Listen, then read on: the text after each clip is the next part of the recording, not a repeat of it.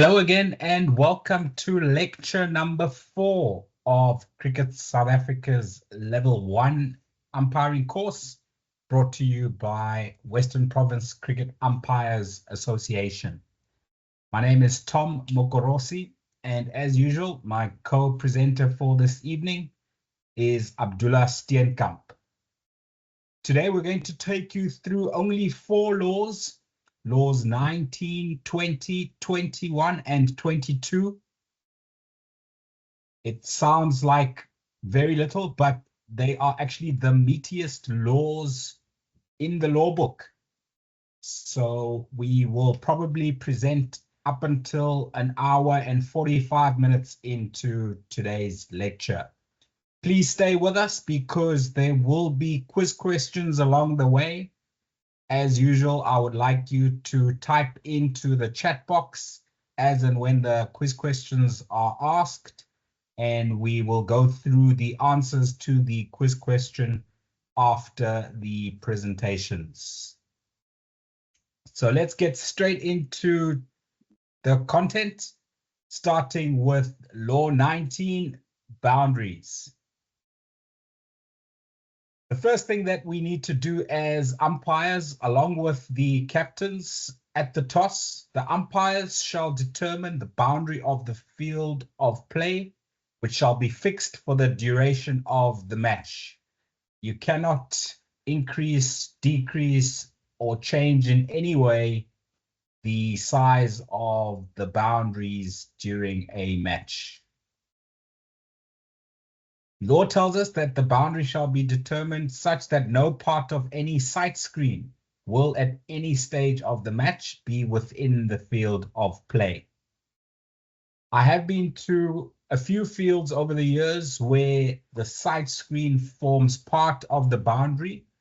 According to the law, that is allowed. However, a recent playing condition has been introduced by the International Cricket Council for safety of players. There should always be at least 3 yards, which is 2.74 meters, between the boundary and the nearest object outside of the boundary. So that allows players to safely slide over the boundary in attempting to catch or field the ball without the worry of hitting any object or obstruction outside the boundary that would be close to the boundary rope.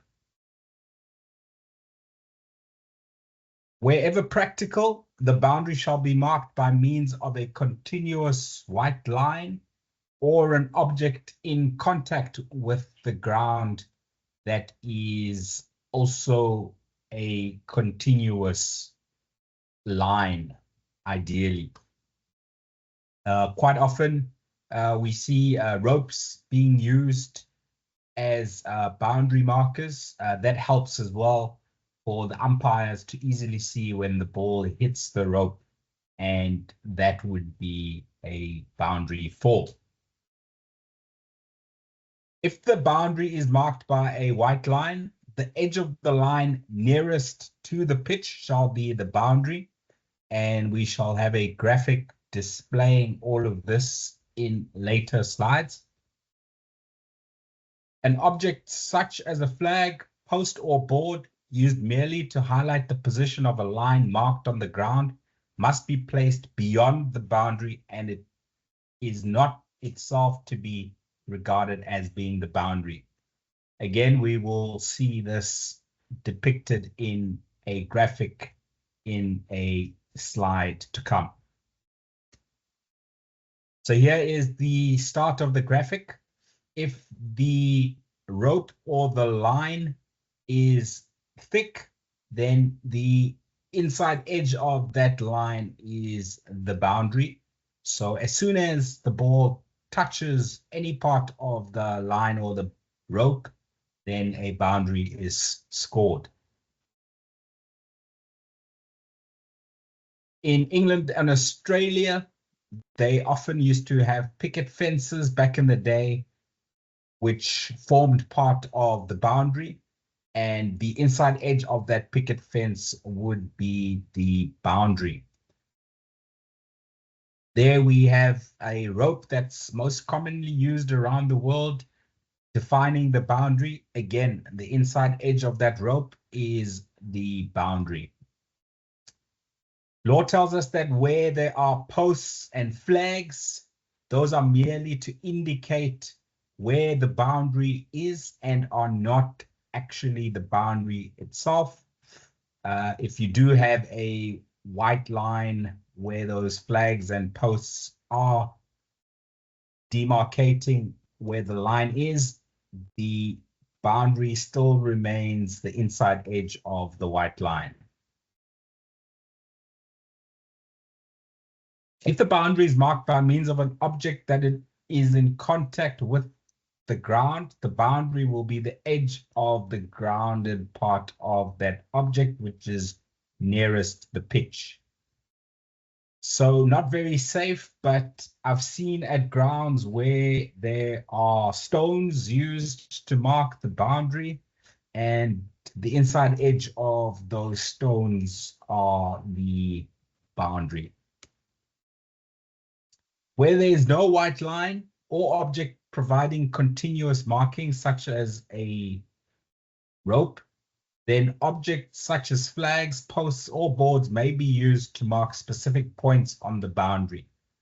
And interestingly, the boundary shall be the imaginary straight line on the ground joining the two nearest marked points.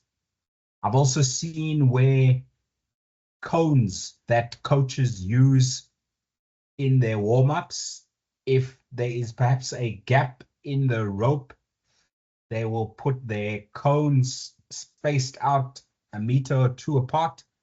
And what law is telling us here is that the joining line between those cones will not be a rounded line, but it would be straight lines joining those cones. A boundary that cannot be identified shall be determined by the umpires before the toss.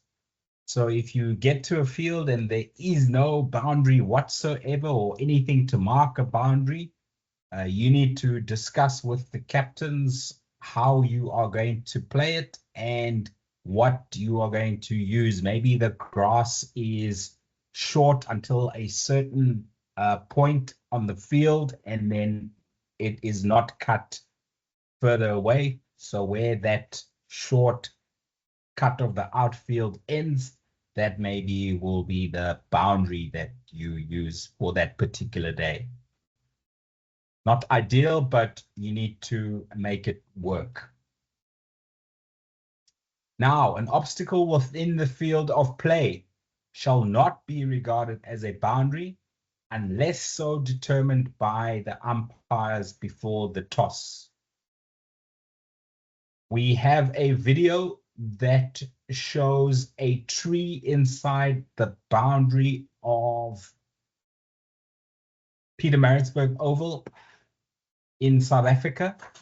And there the custom is that the ball will be judged as a boundary 4 when it hits the tree, whether it hits the tree along the ground or in the air.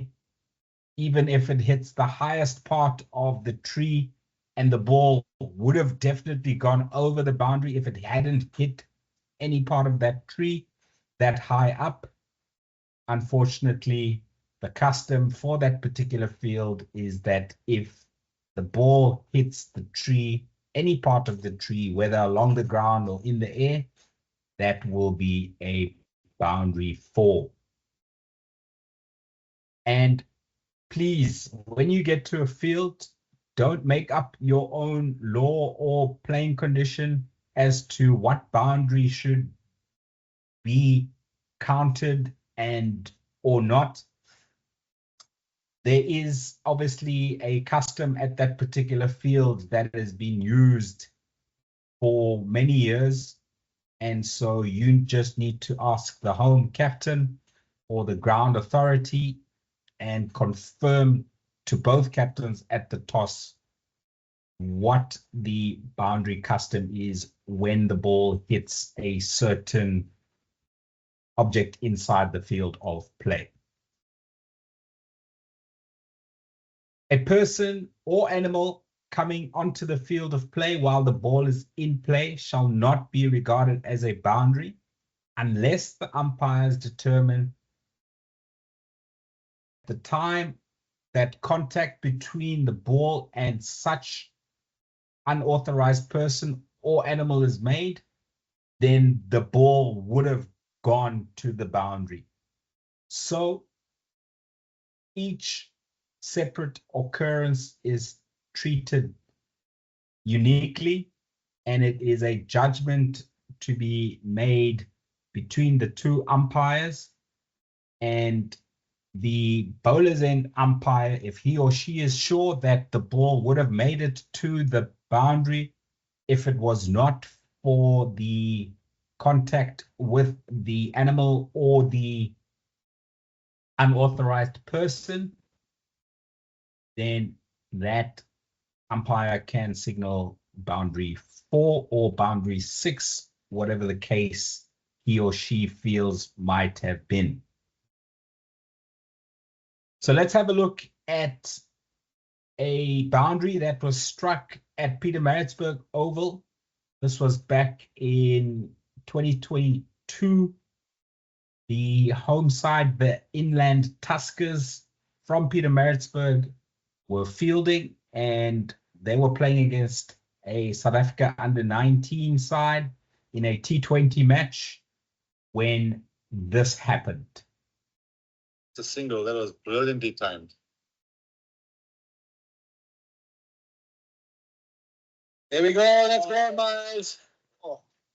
But it might only be 4 if it touches the tree. That's the biggest 4 you'll ever see. Crystal? I might cut the trees down here. That's 100-meter 4. Cut the trees down, brother. The best part is when the analysts do the projection like they do in golf. It will be showing a carry of 110 meters, but it's on a 4.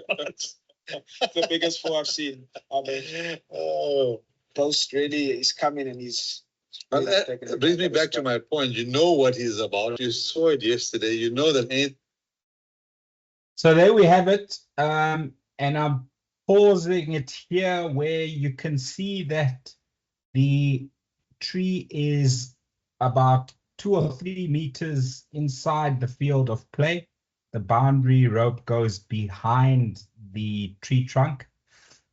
But knowing the playing condition for the ground, you can see the fielder on the left of the tree is signaling to the umpire 4. He knows that the ball hit the tree very high up, but everybody is made aware of that custom at this ground, at the toss, and the umpire, you can see, correctly signaled 4. And also very good piece of umpiring from my colleague Katson Tuli. What he does when the ball comes back, he asks the bowler if he can check the ball, because obviously the ball hitting the tree quite hard might have damaged the ball. So a little bit of extra practical umpiring tip for you to use whenever a boundary is hit and the ball hits a hard object, or the ball goes out of sight of either umpire, then the bowlers and umpire shall check the ball. And if it requires changing because it has been damaged or hit out of shape, then it will be replaced by a ball of similar wear and tear, obviously before the damage occurred. So what runs are scored from boundaries? I'm sure you all know. There is a boundary 6 and a boundary 4. Let's look at the definition for boundary 6 first. Law tells us that a boundary 6 will be scored if the ball has been struck by the bat.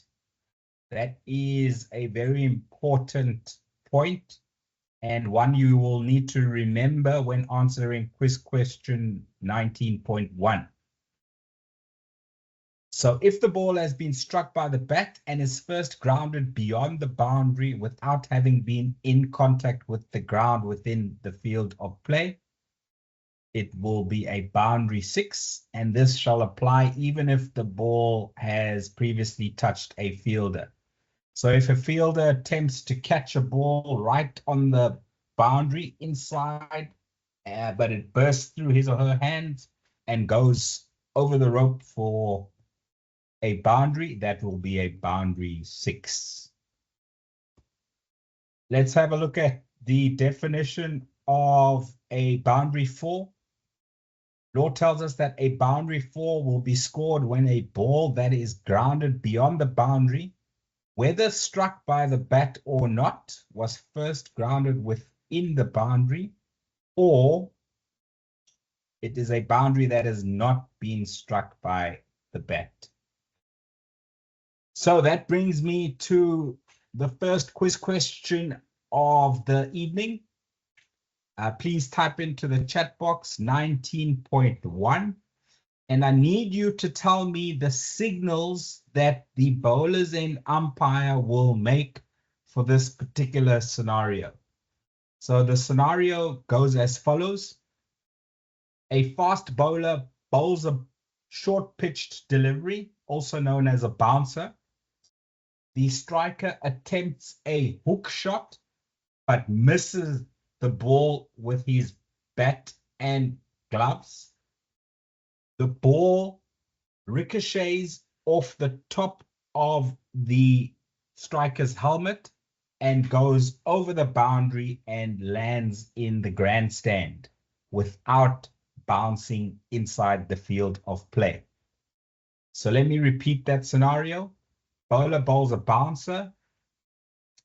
The striker attempts a hook shot, misses it with bat and glove. The ball hits the helmet of the striker and flies straight off the top of the helmet over the boundary into the grandstand without landing in the field of play. So what are the signals that the bowlers and umpire must signal for that particular scenario? And there are at least 2 signals that are required by law, and then there is a 3rd signal that is required by the playing conditions of most cricket that we see on television nowadays. So there are 3 signals and maybe even a 4th that we will discuss at the end of the presentation. Okay, quiz question 19.1. Please type in 19.1 before typing in your answer, and your answer needs to be the minimum 3 signals that the bowlers and umpire will signal for that scenario. When a boundary is scored, the batting side shall be awarded whichever is the greater of the allowance for the boundary, or the runs completed by the batters together with the run in progress if they had already crossed at the instant the boundary is scored. So in Australia, the fields are very big, and I've never seen it, but I know that there have been 5 runs ran by batters. So the law tells us here that if batters run and cross for a 5th time before the ball goes over the boundary rope, obviously rolling along the ground, then the batting side will score 5 runs because it is the greater of the boundary allowance, which is 4, and the number of runs they have ran, including the last time they crossed before the ball went over the boundary. The scoring of penalty runs by either side is not affected by the scoring of a boundary. We will deal with penalty runs in Law 20 during dead ball and other laws further in this course. And there we will give you examples where penalty runs are scored and perhaps a boundary is scored by the batting side as well. Now let's look at boundary catching, which is a hot topic in the world of cricket. What is allowed, what is not allowed, what is a six, what is out caught on the boundary. Let's have a look at the theory first, and then we will have a scenario from a real life game where we will need to adjudicate whether it is out caught or a boundary six. Boundary catching. In cricket, a catch is considered to be fair if the fielder is within the field of play and the ball hasn't touched the ground before he or she catches it. The fielder must have complete control both over the ball and his or her own movement. Can a batsman be caught over the boundary? Well, this being cricket, the answer is yes and no. If the fielder catches the ball like this, with part of the body grounded outside the field of play, then the lucky old batsman is not only not out, but also scores a six. However, if in the same situation, the fielder has leapt for the ball from within the boundary, but not from outside it, caught it whilst airborne over the boundary, but managed to throw it up in the air before touching the ground, he or she can then step back into the field of play to complete the catch. It doesn't matter if the fielder throws it to a teammate or completes the catch on his or her own. In this scenario, the same batsman who just scored six would in fact have been out. As they frequently say, the funny old game. For oodles more details on this subject, take a look at Laws 19 and 33 in MCC's The Laws of Cricket. So in lecture number 1, I told you about the app called The Laws of Cricket, where you will have literally the laws in your pocket. That same app also has all of these animation videos that we show and use, and it is very useful reference to have. So please, if you haven't yet downloaded that app, it's called The Laws of Cricket, and it's available on your app store, whether it's Google Play or the Apple App Store. So we have learned the theory in that previous animation video. Now we're going to watch a catch or a boundary six from the Big Bash League in Australia a few years ago now. And I'm going to switch off the volume, and it is quiz question 19.2. Apologies, I've still got 19.1 written there. Quiz question 19.2. Is this a boundary or is this out caught?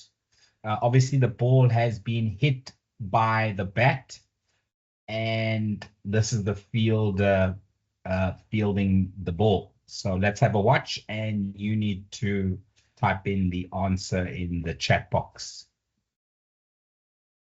Fielder takes the catch within the field of play, throws it up, goes outside the field of play, and then jumps, makes contact with the ball while he's in the air, throws it back into the field of play, and completes the catch inside the play. Here it is again, a little bit in slow motion.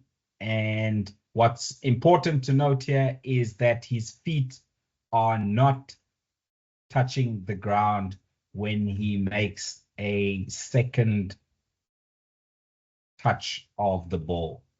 Okay, so there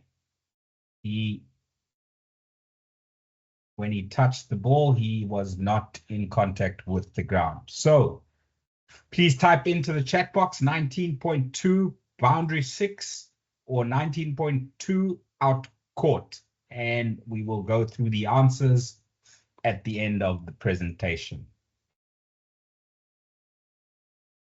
What happens if there's an overthrow or a willful act that results in a boundary? It tells us that if the boundary results from an overthrow or from the willful act of a fielder, and we will have videos showing exactly what an overthrow is and exactly what a willful act of a fielder is. So don't worry too much if you don't know those definitions right now.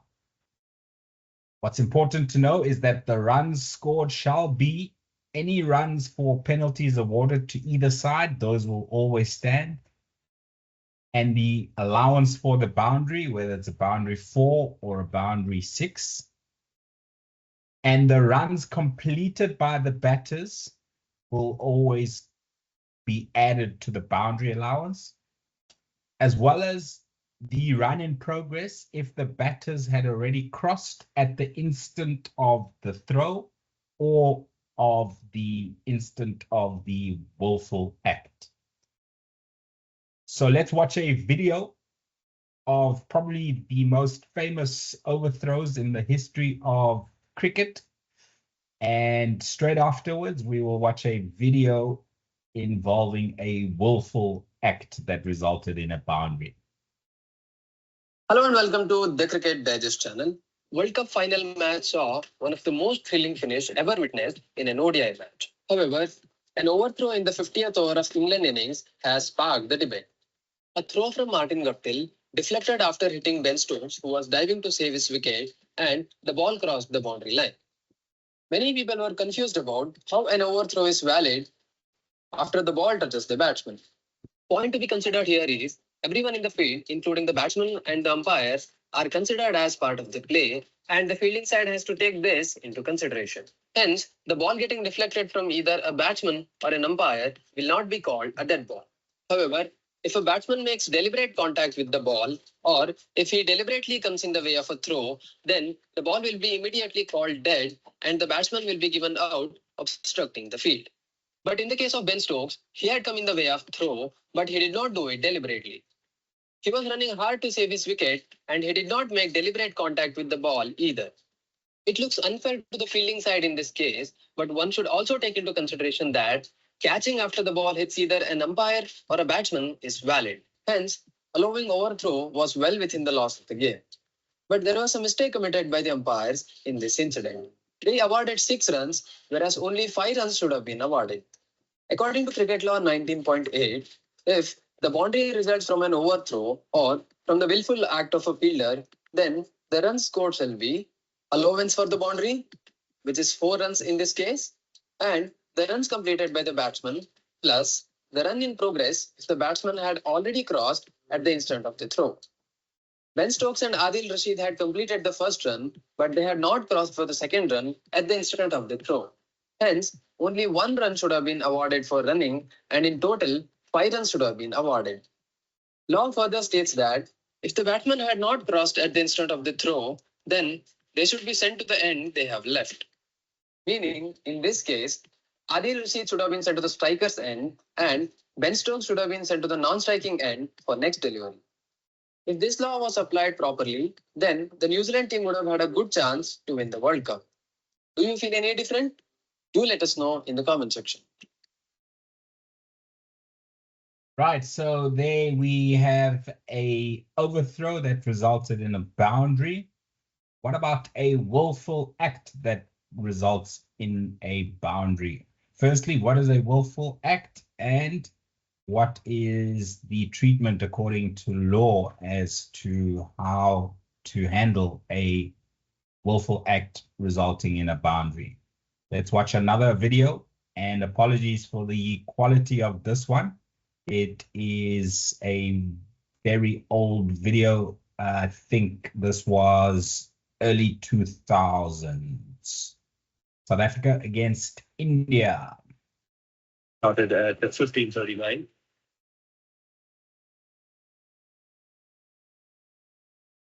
Calls for a single, but the Indians want the ball to go to the boundary. And it will not reach there, will it? Yes, it does. Yeah. Does it? He pushes it over. And signals boundary 284 for 9, and it'll bring interesting. Yeah, will that be 5? Robin? I think so. I think if you seem to deliberately kick the ball over. And I think that's what Steve Davis is checking now. South Africa won't mind this. This is time being wasted. These are crucial moments. 5 signal because he's kicked over. The ends will change. Tony starts entering the field.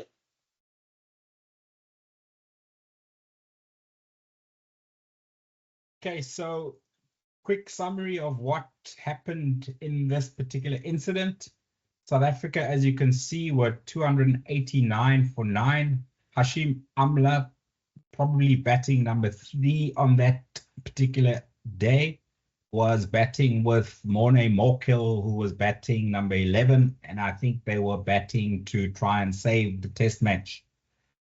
India wanted to bowl the next over to Morne Morkel, and obviously South Africa wanted a single for Hashim Amla, the last ball of that over, to then face the first ball of the next over. Virender Sehwag wanted the ball to go for 4 so that Hashim Amla would stay at his end, and then the next over would start with Morne Morkel on strike. So what Virender Sehwag did was, realizing that the ball wasn't going over the boundary, he, as a willful act, kicked the ball over the boundary. So that willful act resulted in a boundary. So law tells us that we need to award any run that has been completed and any run that was in progress and they have crossed at the instant of the willful act. Now, we didn't see the running between the wickets, but because South Africa wanted a single, Hashim Amla and Morne Morkel would have completed that single and wouldn't have crossed for a second run, definitely not. So that one run that they completed, that counts, and the boundary 4 counts, and that's how we get to 5. At the bottom of the screen here, it shows 5 penalty runs. That's not the case. It is 5 runs that were awarded to Hashim Amla, 1 for the running and 4 for the boundary. It is not 5 penalty runs. You would have seen that Steve Davis did not tap his shoulder, so that wasn't a penalty runs awarded. It was merely a boundary 4 plus 1. Steve Davis should have shown the back of his hand to the scorers. Why the back of your hand when you're showing 5? Because if you show the front of your hand, it could be misunderstood as buys. So the correct signal there from the umpire would have been boundary 4. And then to inform the scorers that it's not just 4, but it's 5, he would have shown the back of his hand. Okay, so that is how a willful act resulting in a boundary is handled. That is law 19, the boundaries done. Next, I will go through law 20, which is dead ball. There are 2 differences in the dead ball law. The first that we'll look at is when the ball automatically becomes dead. And the second part of the dead ball law is when either umpire needs to call and signal dead ball because something has happened. So what are the instances when the ball automatically becomes dead? Law tells us that the ball automatically becomes dead when it is finally settled in the hands of the wicketkeeper or of the bowler. And this is a judgmental part of the dead ball law. We as umpires need to decide when we feel that the ball has finally settled in the hands of the wicketkeeper or of the bowler. Was there anything else that was going to happen or is happening when the ball hits the hands of the wicketkeeper or the bowler? We need to look at the body language of the fielding side and of the batters at the crease as to whether they consider the ball finally settled or not. When a boundary is scored, the ball automatically becomes dead. Nothing further can happen there. When a batter is dismissed, the ball automatically becomes dead. In baseball, you have what's called a double play, where you can have two batters out on the same delivery. In cricket, that is not the case. Why? Because as soon as one batter is dismissed, that becomes, the ball then becomes dead and no further action can take place in that particular delivery. Whether played or not, if the ball becomes trapped between the bat and person of a batter or between items of his or her clothing or equipment, the ball automatically becomes dead. Whether played or not, if the ball lodges in the clothing or equipment of a batter or the clothing of an umpire, the ball automatically becomes dead. Quite often, especially in young age group cricket, if a batter plays a shot and the ball ends up stuck in between the flap of the batter's pad and the thigh of the batter, then a fielder will come running in and trying to grab the ball to claim a catch. Law 20.1.1.5 tells us that that catch cannot be claimed. Why? Because as soon as the ball lodges in the clothing or equipment of a batter, then the ball automatically becomes dead. You don't have to, but good umpiring practice in that scenario would be to call and signal dead ball as soon as you see any fielder running up to the batter trying to claim a catch. If a player returns to the field without the permission of the umpires and comes into contact with the ball automatically becomes dead. If there's an instance of illegal fielding, the ball automatically becomes dead. But in those two scenarios, it is good umpiring practice to call and signal dead ball because not all players are aware of these laws. When the ball goes through the wicketkeeper's legs and rolls along the ground and hits the protective helmet belonging to the fielding side behind the wicketkeeper, then again, the ball automatically becomes dead. 5 penalty runs are awarded to the batting side. But because not everybody will see the ball hitting the protective helmet placed on the ground behind the wicketkeeper, again, it's good umpiring practice for whichever umpire saw the ball hitting the helmet to call and signal dead ball. Then obviously, when the match is concluded, the ball automatically becomes dead and nothing further can take place. Very importantly, and for me, this is the critical part of the dead ball law. The ball shall be considered to be dead when it is clear to the bowler's end umpire that the fielding side and both batters at the wicket have ceased to regard the ball as in play. And so whether the ball is finally settled in the hands of the wicketkeeper or the bowler is a matter for the umpires to decide. Also important to note, neither the call of over nor the call of time is to be made until the ball is dead. Do not, as an umpire, be in a rush to call over. Have a look at the body language of all the fielders and the two batters at the crease. Do they consider the ball to be dead?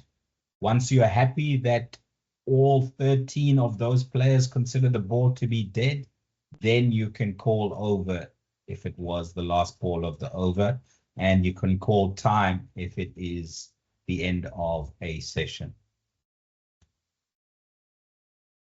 So next quiz question. I'm sure you have all seen this scenario before. It was the famous Alex Carey versus Johnny Bairstow incident at the home of cricket, Lord's Cricket Ground, Ashes Test match between England and Australia.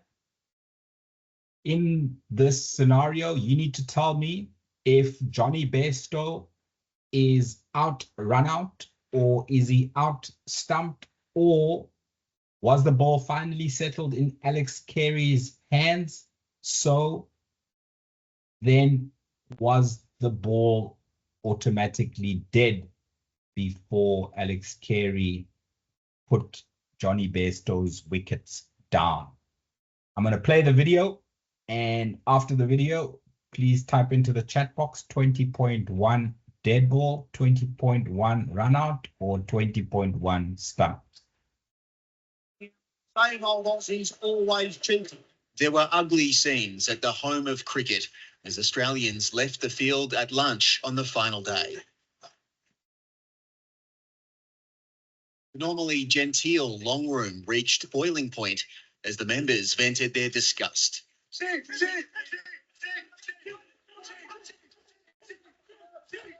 Some of the stuff that was coming out of the members' mouth was really disappointing, and I wasn't just going to stand by and cop it. I just talked to a few of them throwing out some pretty big allegations, and I just called them up on it.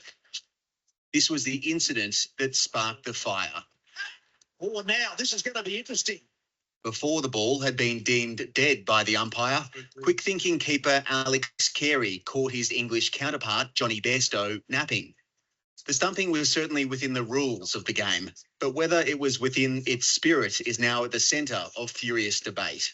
If the shoe was on the other foot, I would probably just have to have a little think around the sort of whole spirit of the game and things like that. So, look, it's happened, it's out. Is it going to affect relations between the teams? Well, I can't imagine we'll be having a beer anytime soon, if that's what you're asking. The Australian captain defended Carey's actions and the decision not to withdraw the appeal. I thought it was totally fair play. That's how the rule is. I know some people might disagree. You see Johnny do it all the time. He did it day one to Davey Warner. He did it in 2019 to Steve. It's a really common thing for keepers to do. So please type into the chat box 20.1 dead ball, or 20.1 run out, or 20.1 stumped. We will go through all the answers to all the quiz questions after Abdullah has presented laws 21 and 22. So we've gone through the instances when the ball automatically becomes dead. Now we go through the instances where either umpire has to call and signal dead ball. What are those scenarios? Law tells us that if we are intervening in a case of unfair play, we need to call and signal dead ball. If there's possibly a serious injury to a player or an umpire, we need to call and signal dead ball. If we leave our normal position to consult with our partner, we need to call and signal dead ball. If one or both bails fall from the striker's wicket before the striker has had the opportunity of playing the ball, we need to call and signal dead ball. Please note that this is if either bail falls from the striker's wicket, not the non-striker's wicket. If the striker is not ready for a delivery and the ball, if delivered, then makes no attempt to play at it, that's the striker, then if the umpire is satisfied that the striker had adequate reason for not being ready, then the bowlers and umpire will call and signal no ball. Call and signal dead ball. And even though the ball was bowled, that ball shall not count as a legal delivery in the over and needs to be rebowled. So something that could distract the striker is perhaps the bails falling off the non-striker's stumps, and then the striker moves away from his or her normal stance position, and even though the ball is delivered, does not attempt to play a shot. Quite importantly, if the striker had moved away from his or her position and then decides, oh, the ball has been bowled and it looks pretty good for me to hit, and then hits the ball, he or she is bringing the ball back into play. So then we will not call and signal dead ball. We will only call and signal dead ball if the striker moves away and when the ball is bowled, does not attempt to play at the shot. And then we will find out why they have moved away and what the cause of that distraction was. If the batter continues to pull away often, then we will have to warn them for time wasting, but we always call and signal dead ball if they move away and don't play a shot. So next quiz question is to do with an injury to the striker. Mohammed Wasim of United Arab Emirates against Ireland in a World Cup qualifier in July 2023. Is this a dead ball, or are we going to allow play to continue and for the striker to be run out? I'm going to mute the volume on this one, and I'm going to play it through. So the ball is bowled, it hits the striker on the glove. The striker signals for treatment, but stays out of his crease, and then the fielder proceeds, seeing that the striker is out of his crease, underarm the ball and attempt a run out, appeal, and we can see that the striker is comfortably out of his crease. Quiz question 20.2, dead ball or 20.2 run out? Please type your answer into the chat box now. We will go through all the answers at the end of the presentation. Straight into the next quiz question, 20.3. Mark Watts of Scotland. He is renowned for bowling from far behind the stumps. You can see the picture on the right-hand side of the screen. And the question here is, are we going to allow his delivery to be legal? And is Khalid Kale out bowled? or are we going to call and signal dead ball because Khalid Kale was not ready and he moved away from the delivery? Let's watch the video and you can make your call. Been bowling from an extended distance as far as Khalid Kale was concerned. That was a bridge too far. I'm not sure about that, Merv. It's dead ball given. I know, you can't have it in a row. Well, Mark Watt's not happy, and he says, how's that? It's been signalled dead ball by the umpire. Richie Berrington's come across and Matt Cross as well. That's the second time in the over. Well, the batter's looking up, he's ready. And to me, that is a legitimate ball. The ball is live. As soon as the batter has placed his bat down and faces up, looks up to the bowler, he's ready to go. So the commentator has got his opinion. What is your opinion? Please type into the chat box 20.3 out bowled or 20.3 dead ball. More instances where we need to call and signal dead ball. If the striker is distracted by any noise or movement or in any other way while preparing to receive or receiving a delivery, then we need to call and signal dead ball. This shall apply whether the source of the distraction is within the match or outside the field of play. Once again, in this instant, the ball shall not count as a legal delivery in the over and needs to be rebowled.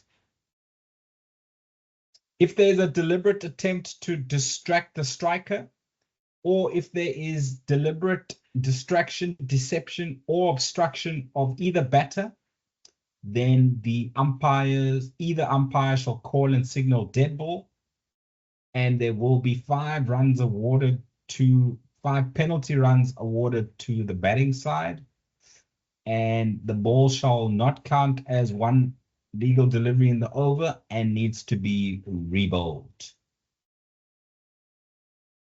If the bowler drops the ball accidentally before delivery, then we need to call and signal dead ball, and of course that ball will not count as a legal delivery in the over.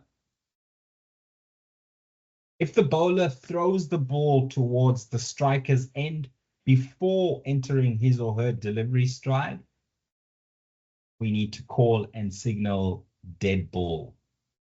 Okay?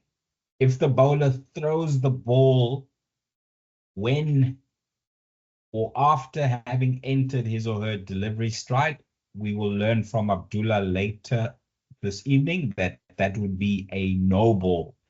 But this is before the bowler enters his or her delivery stride. And this means that he or she has not landed in terms of the back foot in the bowling or delivery stride. So if the bowler, for whatever reason, decides to throw the ball towards the striker's end before entering his or her delivery stride, we shall call and signal dead ball. If the ball does not leave the bowler's hand for any reason other than to attempt to run out the non-striker, then we shall call and signal no ball. Dead ball. Call and signal dead ball if the ball does not leave the bowler's hand for any reason other than an attempt to run out the non-striker. If either umpire is satisfied that the ball in play cannot be recovered or retrieved, then we shall call and signal dead ball. This used to be a separate law called lost ball, but in 2017, when there was an overhaul of the laws, that lost ball law was incorporated into the dead ball law. I'll give you a simple example. If you're playing in a field where there are drain holes and the ball goes into the drain hole, and when a fielder goes to retrieve the ball from the drain hole, he realizes that there's a snake inside that drain. I can guarantee you that no fielder will want to retrieve that ball. So in that instance, to prevent the batters from continuing to run, then either umpire, once they discover or once they are made aware that there's a snake in the drain preventing the ball from being retrieved, either umpire shall call and signal dead ball. Please note that this is only if this is inside the field of play.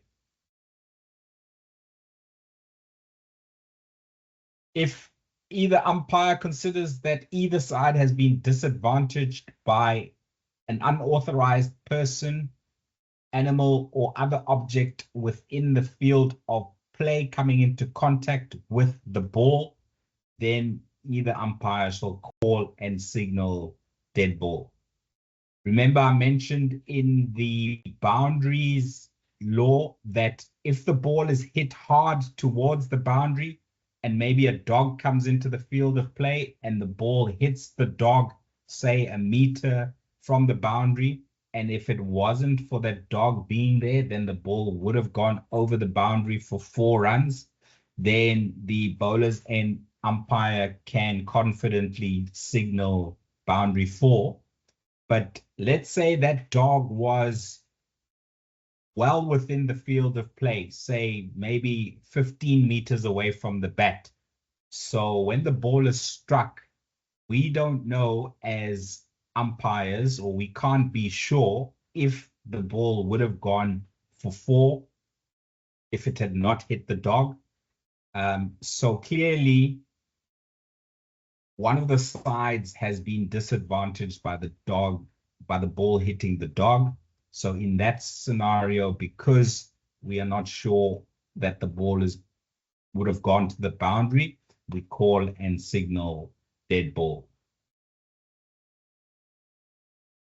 If the striker attempts to play the ball and no part of his or her person, whether grounded or raised, remains within the pitch, then we need to call and signal dead ball.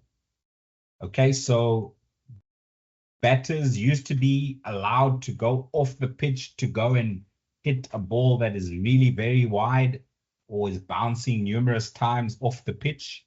Not anymore. Batters need to have some part of their person either grounded or raised within the area of the pitch, that width of 3.05 meters that we learned about in lecture 1.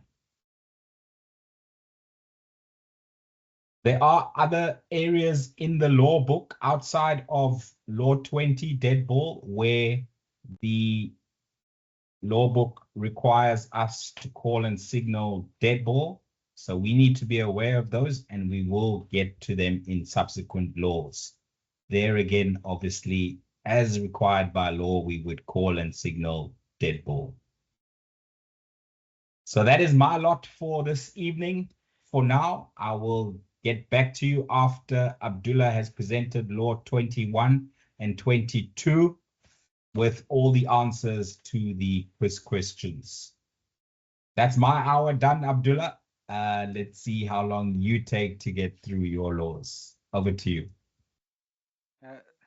Thank you so much, Tom. Good evening to you, and good evening to the rest of the attendees. I'm kicking off a no ball, and the various type of no balls that we're covering this evening are as per the laws of cricket. And I just want to mention that there are some additional type of no balls that was incorporated by the various competitions through their playing conditions. Just an example of this is in 20 over cricket and 50 over cricket, there is a restriction at certain times for the amount of fielders that needs to be inside the circle. Those type of no balls is part of the playing conditions for those competitions. But what we're covering this evening are all the type of no balls as per the laws of cricket. So when it comes to the mode of the delivery, And the mode of the delivery consists of whether a bowler is bowling over the wicket or around the wicket, and with which arm the bowler is bowling. Firstly, I want to cover when a bowler is bowling over the wicket and when the bowler is bowling around the wicket, and what do you need to look at. We're going to start from left to right, and I'm going to start with a right-handed bowler. And importantly, when it comes to bowling over or around the wicket, do not look at the batter, whether the batter is right-handed or left-handed. That is irrelevant in judging whether a bowler is bowling around or over the wicket. You need to look at the bowler and where the bowler is bowling from, not whether it's a right-hand or left-handed batter. So starting from left to right, this is a right-handed bowler. So if you can visualize where the arrow is pointing, that is where the striker is standing. And again, irrelevant whether it's a left-handed striker or right-handed. So what you need to look at is this right-handed bowler and where he or she is bowling from. And importantly, and this is how I judge it, whether bowler is bowling over or around the wicket, is you need to look at the ball that the ball that the hand is in. For a right-handed bowler, obviously the ball is in his or her right hand. So now what you need to look at is the wickets at the non-striker's end. So looking at the hand and where the wicket is. So if you can visualize this and looking at the picture, first picture from your left, ball in the right hand. So as the bowler is running in, where is the wicket in relation to the bowler's hand? If you can visualize it, the wicket is closer to, or the ball that the hand is in is further away from the wicket. Or the other way, the left hand is closer to the wicket. The left hand, the ball is not in the left hand. So if the bowling hand is further away from the wicket, the bowler is bowling around the wicket. Similarly, still a right-handed bowler. If you look at the second pick from your left, visualize which hand the ball is in. It's in the bowler's right hand. In this picture, the ball in the right hand is closer to the stumps, i.e. closer to the wickets. Hence, this right-handed bowler is bowling right arm over the wicket. Same principle will apply to the left-handed bowler. Look at the ball the hand is in. The left hand, so this first pick, the left hand with the ball in is further away from the stumps. So the bowler is bowling around the wicket. And in the last pick, the left hand which the ball is in, is closer to the stumps. So this bowler is bowling left arm over the wicket. So this is the first portion of the mode of delivery, where the bowler is bowling right hand over or around the wicket. The second part is whether a bowler is bowling right-handed or left-handed. So it's important that the umpire needs to inform the striker of whether the bowler is bowling right-handed or left-handed, and whether they're bowling over or around the wicket. So practically what usually happens is when the bowler hands his or her cap to you, you need to ask the bowler, or many times, 9 out of 10 times, the bowler will actually tell you, umpire, I'm right-handed, I'm going to bowl over the wicket, or I'm left-handed, over or around, whatever the case may be. If the bowler does not inform you whether he's bowling, which side he's bowling, you need to ask. So ask the bowler when they give you the cap, bowler, are you right-handed or left-handed? And are you bowling over or around the wicket? And you need to, as the umpire, need to relay that information to the striker. So as soon as the bowler informs me, let's say right-handed over the wicket, I will then inform the striker, batter, bowler's bowling right arm over the wicket. So the law sees it as unfair if the bowler fails to notify the umpire if he or she changes their mode of delivery, and the punishment for this is umpire needs to call and signal no ball. So the law does not stop a bowler from bowling left-handed or right-handed or over or around the wicket. The bowler can change as often as he or she wants. But before they make a change, they need to inform the umpire, who in turn needs to inform the striker. So you can have a bowler that can bowl with either right arm or left arm. Absolutely no issue according to the law. All they need to do is, let's say the first ball of the over, they're going to bowl a right arm over the wicket. You then relay that information to the striker. Second ball of the over, the bowler now wants to bowl left arm over the wicket. No problem as per the law. All the bowler needs to do is, needs to inform you, and you in turn needs to inform the striker. If the bowler suddenly, without informing you, changes mode, whether going suddenly from over the wicket to round or changing bowling hands without informing you from a right-handed to a left-handed, according to the law, this is unfair. And if it happens, the umpire needs to call and signal no ball.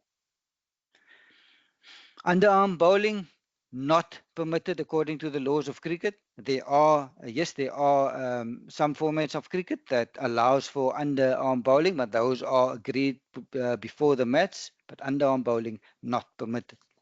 Also, the law does not want the ball to be thrown. So what happens if a bowler suddenly bowls underarm or throws a ball? Law tells us that bowlers in umpire needs to first give the bowler first and final warning if the bowler throws the ball or suddenly bowls underarm.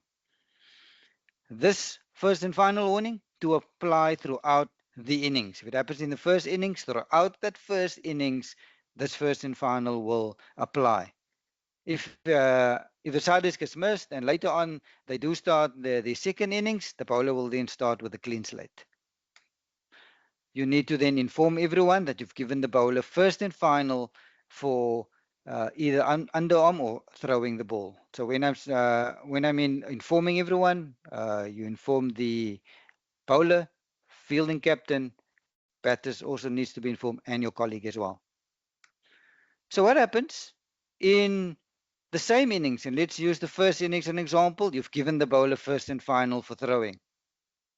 So in that same innings, the bowler again either bowls underarm or throws the ball. Bowlers in umpire then again needs to call and signal no ball.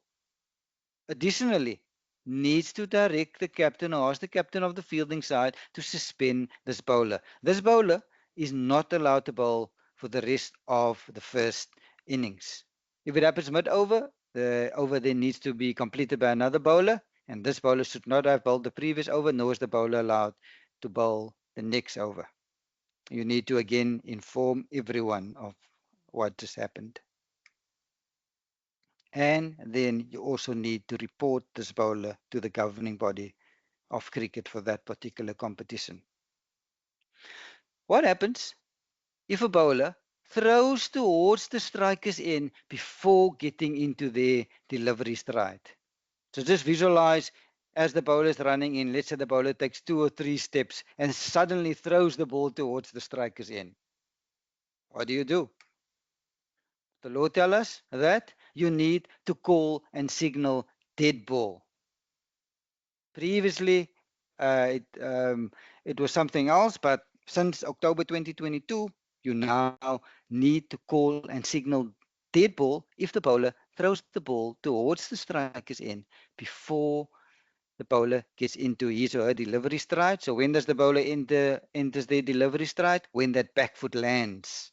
So if the bowler throws it before the back foot lands towards the striker, you need to call and signal dead ball. So when it comes to a fair delivery and when it comes to the feet, so we're firstly going to look at what the laws say when it comes to the back foot, and then we're going to go what the laws say when it comes to the front foot. So when it comes to the back foot, the crease that goes with the back foot is the return crease.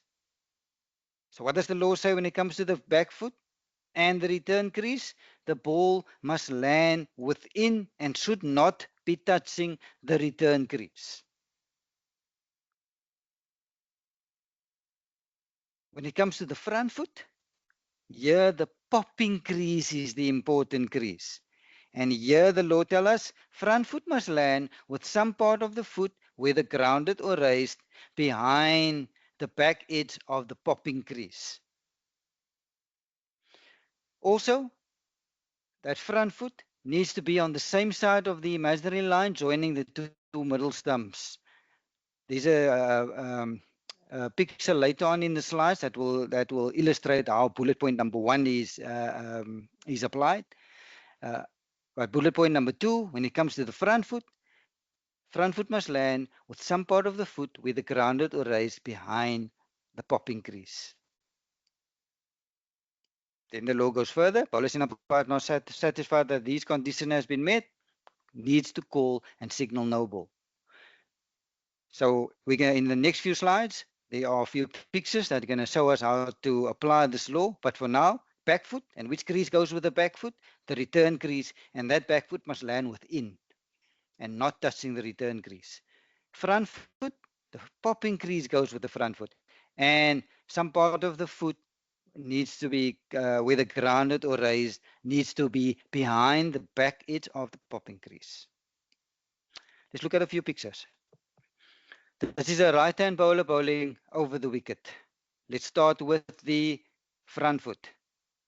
So which crease goes with the front foot? The popping crease. What question do you now need to ask yourself? Is there any part of the front foot, whether grounded or raised, behind the back edge of the popping crease? Yes, there is. So the front foot, we're happy. Look at the back foot. Is the back foot touching the return crease? Yes, it is. That's why this is a no ball. Next, look at the front foot. Is the part of the front foot whether grounded or raised behind the back edge of the popping crease? Yes, so we're happy with the front foot. Back foot, is the back foot touching the return crease? No, it's not. So yes, you can see the heel is actually over the return crease, but it's not touching the return crease upon first landing. And for that reason, this is a fair delivery. I need you to visualize, because this is a left arm bowler bowling around the wicket. So let's start with the back foot. Is there any part of the back foot touching the return crease? No, it's not. So we're happy with the back foot. Looking at the front foot. And which crease goes with the front foot? The popping crease. So yes, the front foot is on the other side of the return crease, but the crease that goes with the front foot is the popping crease. So all you need to ask yourself when it comes to the front foot, is there any part of the front foot whether grounded or raised behind the back edge of the popping crease? Yes, in this instance, that's why this is a fair delivery. Let's start with the front foot again. Again, this is left arm bowling around the wicket. Any part of the front foot whether grounded or raised behind the back edge of the popping crease? Yes, so we're happy with the front foot. Is the back foot touching the return crease? Yes, the back foot is touching the return crease. That's why this is a no ball. We start with the back foot. Is the back foot touching the return crease? No, it's not. So we're happy with the back foot. Front foot. Is there any part of the front foot, whether grounded or raised, behind the back edge of the popping crease? Yes, you can see there is still a portion behind the back edge of the popping crease. That's why this delivery is fair. Let's start with the back foot. Is there any part of the back foot touching the return crease? No, we're happy with the back foot. Front foot. Is there any part of the front foot, whether grounded or raised, behind the back edge of the popping crease? That's why I'm emphasizing the back edge. In this instance, there's no part of the front foot, whether grounded or raised, behind the back edge of the popping crease. That's why this is a no ball. Back foot, is it touching the return crease? No, it's not. So we're happy with the back foot. Front foot, is there any part of the front foot, whether grounded or raised, behind the back edge of the popping crease? No, it's not. That's why this is a no ball. Before I go to the next pick, what I want to emphasize is what you need to look at is you need to look at first landing, because you'll often find bowlers, especially their front foot, sliding upon landing. So that's why it's important that you need to look at, upon first landing, was there any part of the front foot whether grounded or raised behind the back edge of the popping crease? If yes, it is a fair delivery. Do not look at where the bowler ends up. So just to show you an example, let's go back to this pic. Let's say this is first landing. So upon first landing, there was a part of the front foot behind the back edge of the popping crease. And let's say this is where the bowler ended up. You don't judge it where it ends up. You need to judge it upon first landing. And upon first landing, there was a part, so that's why this would be a fair delivery, even though the bowler might end up here. So again, don't look at where it ends up. Look at first impact, first landing. Back foot, we're happy. It's not touching the return crease in this pic. Front foot. Is there any part of the front foot whether grounded or raised behind the back edge of the popping crease? Yes, there is. That's why this is a fair delivery. Back foot. Is the back foot touching the return keys? No, it's not. So we're happy with the back foot. The front foot. Is there any part of the front foot whether grounded or raised behind the back edge of the popping crease? No, there's not. That's why this is a no ball. Earlier, I mentioned that when it comes to the front foot, and the law speaks about front foot needs to be whether grounded or raised behind the back edge of the popping crease. Also, it spoke about this imaginary line from middle stump to middle stump, and that front foot needs to be on the same side as this imaginary line. This doesn't happen that often, but it can happen, and especially with the spinner bowling, I can't hard to believe this can happen with the fast bowler. Maybe not impossible, but especially with the spinner bowling, and just if you can visualize, this is now a left arm spinner bowling over the wicket. So look at where this front foot is landing. Just imagine left arm bowling over the wicket. So the front foot is landing on the other side, and the law is saying if it lands on the other side of this imaginary line from middle stump to middle stump, on any given day you won't see this line. It's going to be an imaginary line, but just for illustrative purposes, we're just drawing this line from middle stump to middle stump. So if you see this, and this left arm bowler and the front foot now landing on the other side of the imaginary line, you need to call and signal no ball in this case. Why? The law sees this as, because the bowler is now on the other side, the law sees this as the bowler changing the mode of delivery. The law sees this as bowler bowling around the wicket. I haven't had this ever in all my years of umpiring, but it's part of the law, so it's definitely happened on many occasions. But now you know if it happens, and I can only think it can happen with a spinner. Maybe not impossible for a fast bowler, but if it should happen, you now know what to do. So what happens if a bowler, while delivering the ball, breaks the wicket? Either umpire to call and signal no ball if the bowler breaks the wicket with any part of his or her body while delivering the ball, whether it's the hand, whether it's the knee, the hip, the foot. If the bowler breaks the wicket while delivering the ball, any part of his or her body, law tells us you need to call and signal no ball. It goes further by telling us any clothing or object that might fall from the bowler and it falls on the wicket while the bowler is delivering the ball, you also need to call and signal no ball. An example of this, you'll often find bowlers bowling with a towel tucked behind whether it's the side or the back. If this towel should fall out the waistband while the bowler is delivering the ball, falls onto the wicket, and put the thumbs down, or let's say a bail or both bails falls to the ground, you need to call and signal no ball. What happens if a ball bounces more than once, or it starts to roll along the ground after the bowler has delivered the ball? The law guides us by telling us if a ball delivered by the bowler bounces more than once before reaching the popping crease, So if a ball that was delivered bounces a second time before reaching the popping crease. So if we can visualize it, bowler delivering the ball, and and the ball bounces the first time. Let's say try a bouncer and got it a bit wrong.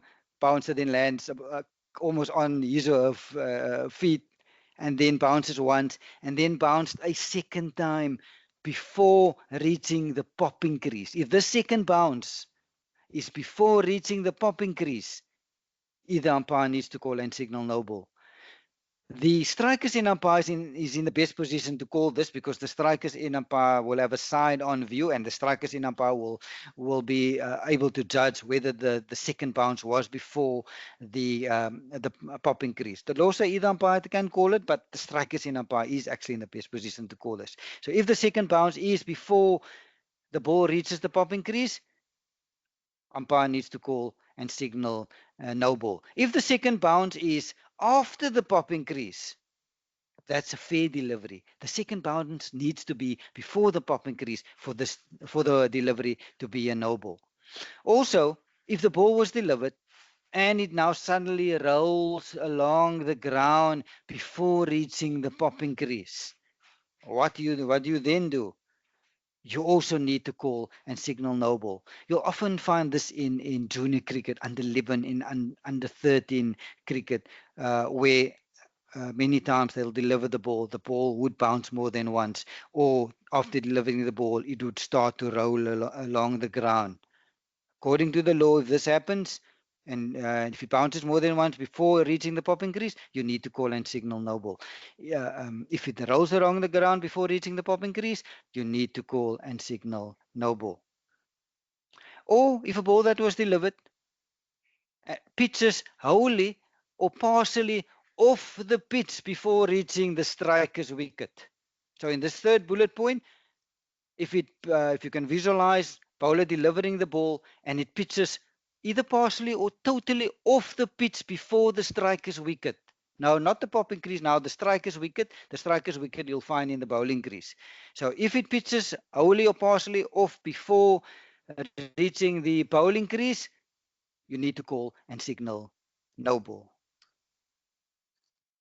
What happens if a ball that was delivered causes the striker to leave the pitch, or the ball that was delivered comes to rest or comes to a standstill in front of the striker's wicket?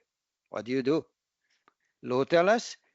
Let's use the first example. If a bowler delivers the ball, and let's say the ball was delivered, and now it starts to roll. It's still on the pitch. It starts to roll towards the striker, and let's say it stops in the middle of the pitch. What do? I promise you the batter is going to come towards that ball to try to hit it. According to the law, if a ball that was delivered, let's say rolls towards the striker and now comes to rest in front of the striker's wicket, you need to call and signal no ball and immediately call and signal dead ball. These two calls needs to happen split second apart. You'll call and signal no ball, and a split second later you need to call and signal dead ball. So it will be like no ball, dead ball. That's how quickly you need to call it. So this is the first instance where the ball comes to rest in front of the striker's wicket. It comes to a standstill. Two calls needs to be made, and they need to be made within a split second of each other. No ball, dead ball. And then also, if a ball that was delivered and it's so far off the pitch that the striker needs to leave the pitch to play the ball, you now also need to call and signal no ball and dead ball. Again, these two signals quickly after each other. What happens if a fielder intercepts a delivery after it was delivered? Well, if you can visualize this, spinner bowling, and we have a silly point under the helmet standing literally under the nose of the striker. So ball then gets delivered and then makes contact with the silly point's foot. In this case, you need to call and signal no ball, and again immediately call and signal dead ball. What happens if a ball bounces over head height of the striker? According to the laws of cricket, if a ball bounces over head height of the striker standing upright at the popping crease, you need to call and signal no ball. This is according to the laws of cricket. We all know in many of the playing conditions for many of the competitions, whether it's 50 over or 20 over cricket, what do you see on TV if the ball goes over head height of the striker standing upright at the popping crease? What do the umpires signal? They signal wide ball, but that is a playing condition. And if there is a playing condition in place, the playing condition will always overrule the laws of cricket. If there's no playing condition, you need to follow the law. But because there is a playing condition in place that states for most competitions, let's use T20 or 50 over cricket as an example, if the ball goes over head height of the striker standing upright at the popping crease, according to the playing conditions for T20 cricket and 50 over cricket, you need to call and signal wide ball. But according to the laws of cricket, if a ball goes over head height of the striker standing upright at the popping crease, you need to call and signal no ball. There are also other forms of no balls according to the laws of cricket. Examples of those are position of the wicketkeeper. We'll see in next few slides what is meant by this. Limitation of onside fielders not to encroach, or 3 examples of no balls. We'll see in later slides. We do have pictures of how this works. Bowling of dangerous and unfair short pitch deliveries, dangerous non-pitching deliveries, deliberate front foot no ball, also examples of other forms of no balls. So this is an example of the wicketkeeper encroaching onto the pitch. So the keeper needs to wait for the ball to pass the stumps, then take the ball and then take off the bails. If the keeper, like in this pic, comes in front of the stumps, grab at the ball, strikers in umpire, who's in the best position to see this, needs to call and signal no ball. So the law wants the keeper to wait until the ball passes the stumps, then take off the bails. There are exceptions. We'll get to that when we get to law 27, like if the ball should touch the bat or touch the person, then the keeper can come in front of the stumps. But otherwise, keeper needs to stay behind the stumps from the moment the ball comes into play. Until if the ball passes the stumps, then the keeper took off the belt, this would have been out stumped. But because the keeper took the ball in front of the stumps, strikers in umpire needs to call and signal no ball. When it comes to a leg side restriction, you are allowed a max of 2 fielders behind the popping crease. If there are more than 2 fielders behind the popping crease on the leg side, umpire needs to call and signal no ball. Here's an example of 3 fielders behind the popping crease on the leg side. And that's why correctly, the strikers in umpire called and signal no ball. Also, when it comes to a fielder, the law does not want a fielder to encroach on the pitch. Fielder needs to wait until the ball passes the bat or until the ball either touches the bat or the person of the batter. An example of this is not allowed. Law does not want the fielder to encroach onto the pitch. Technically, this is a no ball. But, good umpiring technique is if I do see this, fielders don't know the law, I'll have a word with the fielder and just ask the fielder just to move half a meter to his right, so that there's no part of his person onto the pitch. But according to the law, if this should happen, bowlers in umpire needs to call and signal no ball. Revoking a call of a no ball. Umpire needs to revoke the call of a no ball if dead ball is called. Example, let's say the bowler overstepped, front foot there's no part of the front foot behind the package of the popping crease. Bowlers in umpire calls and signal no ball, but then the bowler decides not to deliver the ball. In this case, and Tom covered it, you then the ball then becomes dead. So then you need to revoke your call of no ball. No ball always to override a wide call. So if from the same delivery you have a no ball call and a wide call, who's the boss? No ball is always boss.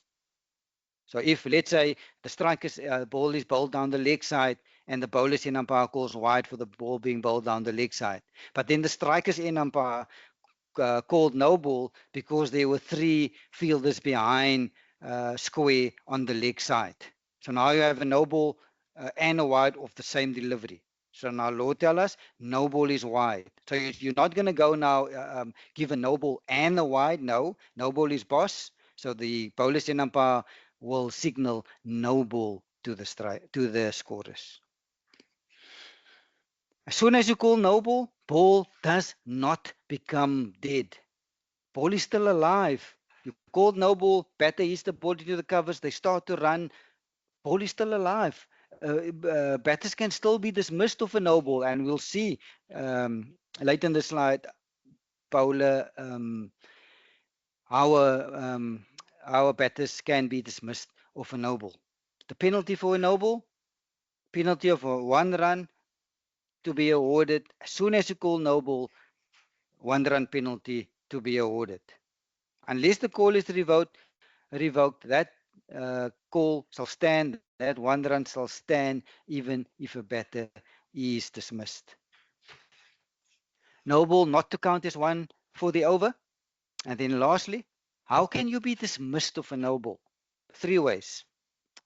They are hit the ball twice, obstructing the field, and run out. So there are 9 modes of dismissals. These are the only 3 modes or ways how you can be dismissed.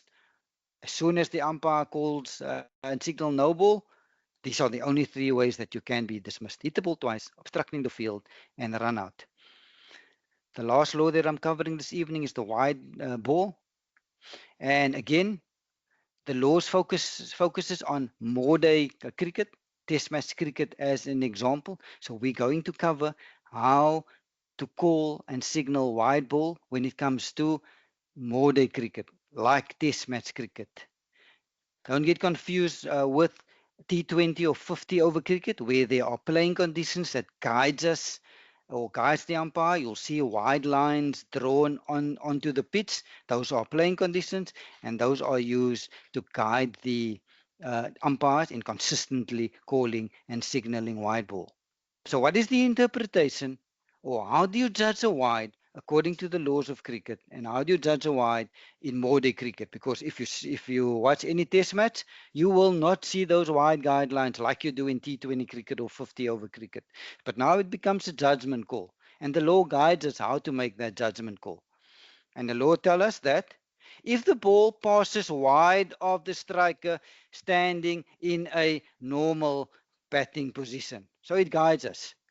If it passes wide of the striker standing in a normal batting position, you need to call and signal wide. But now passes wide of the striker, the law goes further and the guide us further and elaborate on what is the interpretation of passing wide of the striker.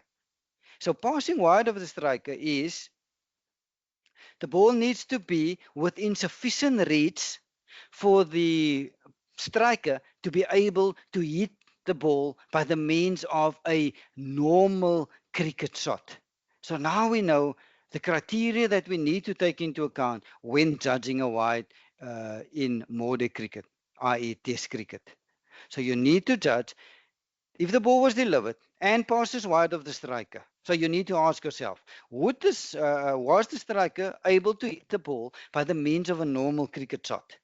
If yes, you will not call wide. If no, you need to call and signal wide. So yes, it can become subjective. Yes, you as umpire needs to try to be consistent as possible. That's players ask this for consistency. So it is a judgment call when applying this law, passing wide of the striker and whether the striker could have hit the ball by the means of a normal cricket shot. But as long as you're consistent in making these judgment calls, and as I said, all you need to take into account is if it's wide of the striker, would the striker be able to hit the ball by the means of a normal cricket shot? If yes, not a wide. If no, you need to call and signal wide. So when it comes to calling and signaling wide, you need to wait until the ball passes the striker's wicket. And then only once it passes the striker's wicket, once the ball is dead, now you call and signal wide, and then you signal it to the scorers. So the calling of signaling wide, and I've just mentioned it, it's vitally important. Wait until the ball passes the striker's wicket. There's nothing worse than you see the ball is so very wide, you quickly call and signal wide, but then the striker late cuts the ball down to fine leg. Oh, sorry, to third man. You will have egg on your face because you stand with your arms out wide. Yeah, you've called wide, and believe me, this happened to me in my first season of umpiring. It was quick to call and signal wide. Ball was wide. Then the striker late cut it to third man. So there I'm standing with my arms out, called wide, but yet the striker off the middle of face of the bat went down to third man for 4. Don't be in a hurry to call. Wait till the ball passes the striker's wicket, then you call and signal wide. Even though technically you need to wait until the ball passes the striker's wicket, but technically according to the law, the ball will have been considered wide from the instant that the bowler entered his or her delivery stride, i.e. when that back foot landed. Revoking a call of wide ball, the umpire, and I've mentioned it, don't call wide too quickly. It's a bit of egg on your face if you need to revoke a call of wide, but if you do need to revoke a call of wide, if there's been any contact with the bat or person and you were too quickly to call it, and then you need to revoke, but the law allows for it, and then if you need to do it, you are allowed to revoke the call of wide. Delivery will not be a wide. Again, this is a judgment call, and the law tells us if the striker, by moving, now brings the ball within reach for that striker to hit the ball by the means of a normal cricket shot, if that is the case, you will not call the delivery wide. So if the delivery is a bit wide, but because the striker, let's say, moved to the offside, brought the ball within sufficient reach for him or her to be able to hit it by the means of a normal cricket shot, you will not call the delivery wide. Again, also with the wide call, if you call wide ball, the ball does not become dead on the call of wide. You will see later on that you can be dismissed off a wide ball. What is the penalty for a wide? As soon as you call wide, that 1-run penalty will always be applied, unless you revoke your call. But that 1-run penalty will stand even if a batter is dismissed as soon as you call wide. In terms of how the runs are scored, if the delivery is a wide, and let's say it goes past the keeper, all runs completed by the batters or a boundary allowance will be together with the penalty for the wide. So if the ball, let's say, goes way down the leg, keeper misses the ball, then goes over the boundary, your signals to the scorers are going to be wide. You can then also need to signal boundary 4. The scorers will record this as 5 wides, 1 for the wide and 4 for the boundary. So in total, 5 will be added to the score. Wide not to count as 1 for the over. And then lastly, how can you be dismissed of a wide? So as soon as the umpire calls wide, there are 4 ways to be dismissed as soon as wide ball is called.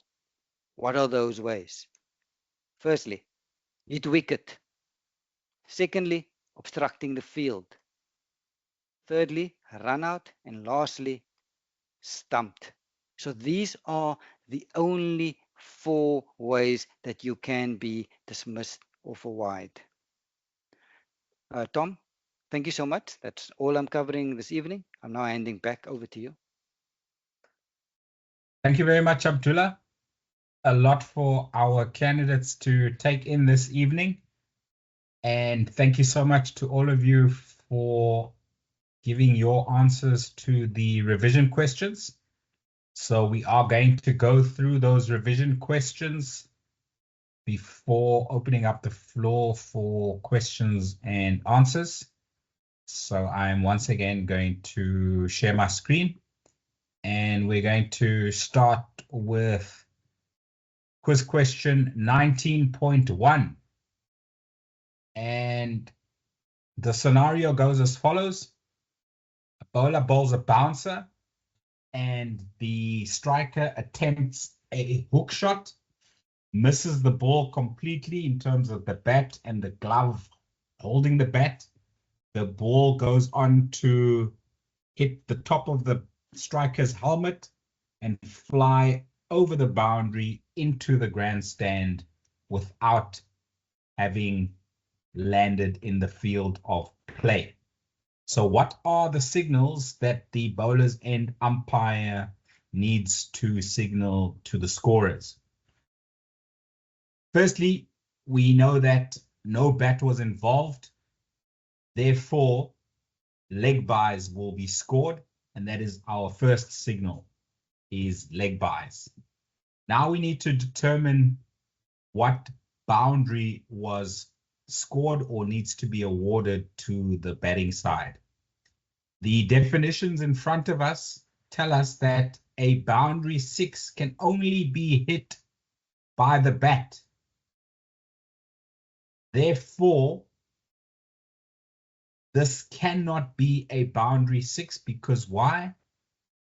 The ball did not hit the bat, or the ball was not struck by the bat. And you will see the definition for boundary 4 says that a boundary 4 will be scored when a ball that is grounded beyond the boundary, that is the case in my scenario, has not been struck by the bat.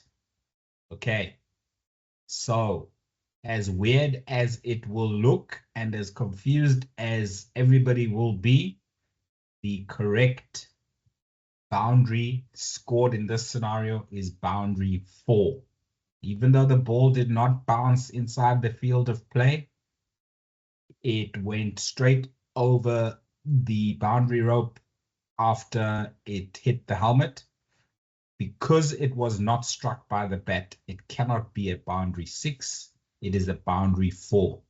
So our first signal is leg byes. Our second signal is boundary 4. And those two signals are as per law.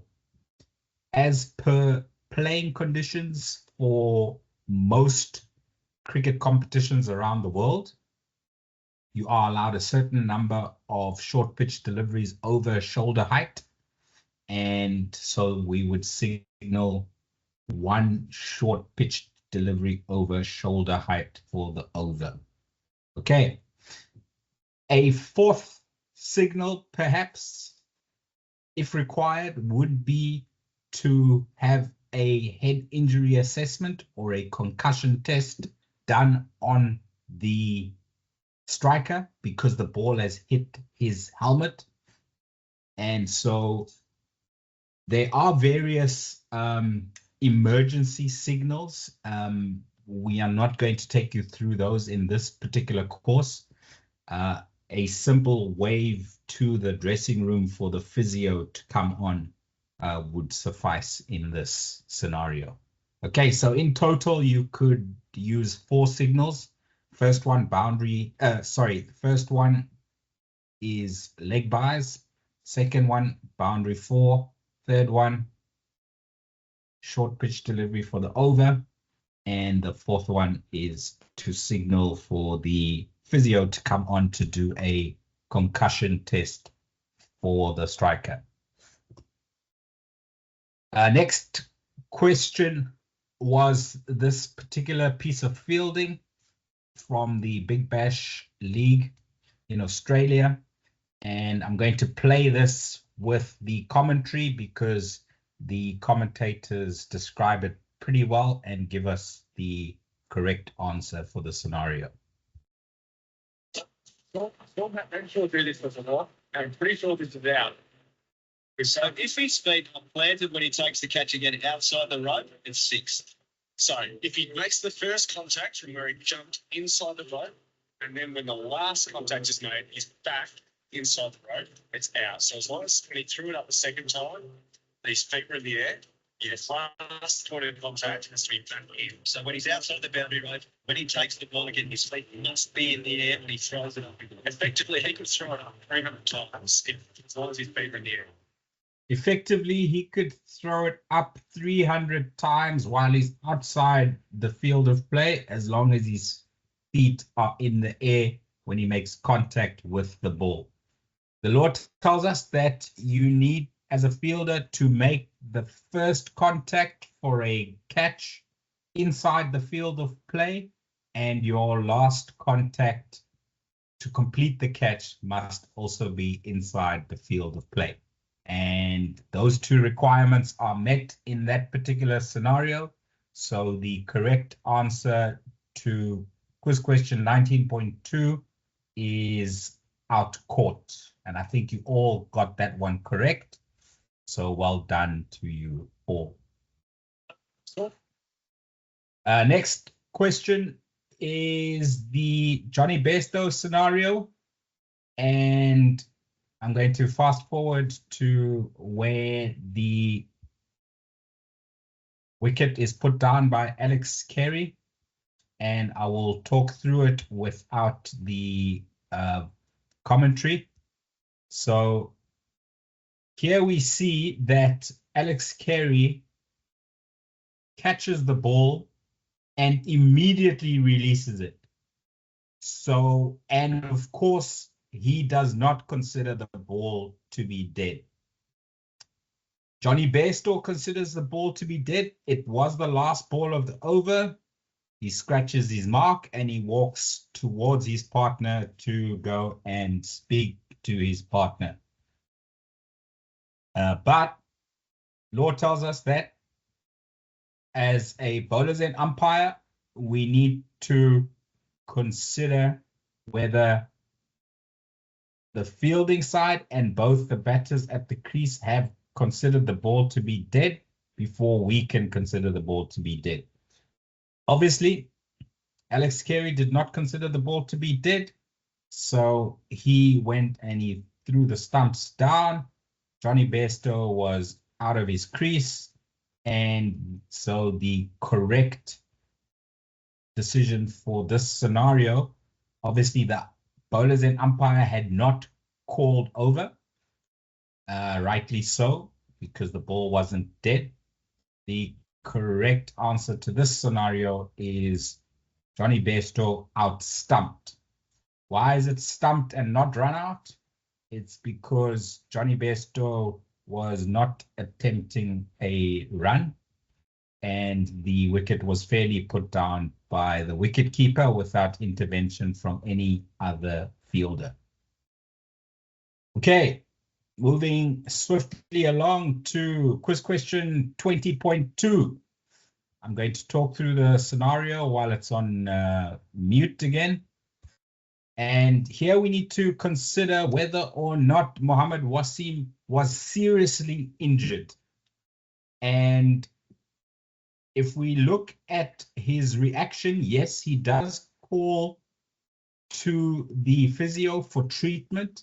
However, if you are seriously injured on your hand, you would not put the full weight of your body on his hands as he is doing in this particular scenario in picture. Okay, so yes, he wanted treatment, but I would definitely not consider it a serious injury. If a batter is seriously injured on his fingers or hand, he would probably wring his hand in pain. He would not have the thought in his mind to even call for a physio. He would maybe take the glove off very quickly to try and see if there's any blood. He would be screaming in pain, and that is not the case at all in this particular scenario. Other clues that we can take from any player if they are seriously injured is if they obviously collapse in lack of consciousness. That wasn't the case with Mohamed Wasim. He was very conscious, walking around. He knew his surroundings. If a player is unstable in terms of his stance and walking, then we would potentially consider it a serious injury. Mohamed Wasim in this scenario was walking quite fine, not stumbling or wobbling at all. There was no blood, and for me, definitely not a serious injury. So I agree with the on-field umpires. They allowed play to continue, and they rightfully gave Mohamed Wasim out, run out. He needed to stay in his crease and then ask for the physio to treat him. Last quiz question for the evening. Mark Watt. He's well known for bowling from behind the stumps or behind the bowling crease. This is, if the striker is ready, this is a legal delivery because he is inside the return crease, as Abdullah has just taken us through the feet for no balls, and he is obviously behind the popping crease.